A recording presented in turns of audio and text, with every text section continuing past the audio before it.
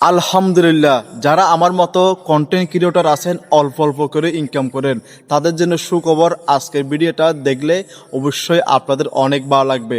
হয়তোবা নিউজটা ইতিমধ্যে আপনারা পেয়ে গেছেন, কিন্তু ফাইনালি অবশেষে সংসদ থেকে সম্পূর্ণভাবে এই বিষয়টা উঠিয়ে নেওয়া হয়েছে। কোন বিষয়? 7.5% যে করটা, যে ব্যাটটা দেওয়া নিয়ম আছে, সেটা অলরেডি তুলে নিয়েছে বর্তমান সরকার।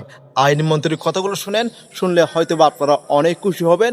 অবশ্যই মন্তব্য জানিয়ে যাবেন কমেন্ট বক্সে। আমাদের দেশে যারা কন্টেন্ট ক্রিয়েট করে তাদের উপর যে ধরনের আয় কর ছিল সেটা সম্পূর্ণভাবে উঠিয়ে দেওয়া হয়েছে।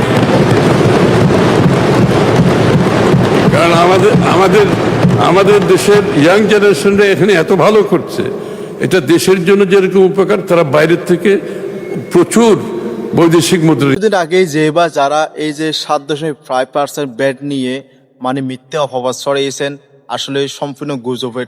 এটা আমি বিশ্বাস করি নাই। কারণ কোনো নিউজ নাই, কিছু নাই, সরকারের পক্ষ থেকে এটা নিয়ে কোনো কথা বলা হয় নাই। আর কিছু কন্টেন্ট ক্রিয়েটর দাবি হচ্ছে কি, আমরা যখন ব্যাংকে টাকা তুলতে গেছি সেখানে 7.5% আমাদের থেকে কর, যেটা ব্যাট, সেটা কেটে নিয়েছে। আসলে এটা সম্পূর্ণ ভিত্তিহীন বোয়া। তো আসলে কোনো একটা জিনিস যখন কর নিবে, ব্যাট নিবে, অবশ্যই সরকারের পক্ষ থেকে এটা বিল পাস হবে। যেভাবে সংসদ থেকে এটা অলরেডি উচ্ছেদ করে নিয়েছে। কেন নিয়েছে?